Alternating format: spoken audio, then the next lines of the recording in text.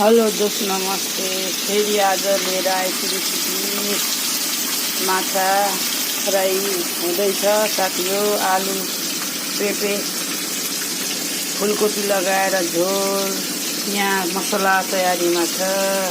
माछा फ्राई भइसक्यो दोस्त हो। अब आलु फुलकोपी पेपेलाई फ्राई गरिरहेको छु।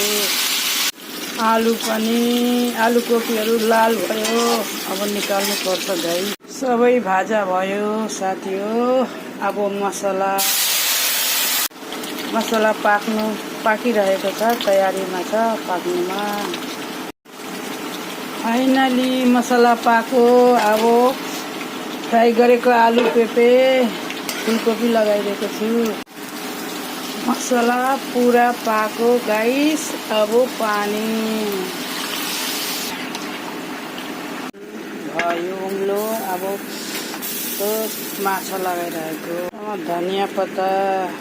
फाइनली डिनरको खाना भयो दोस्रो।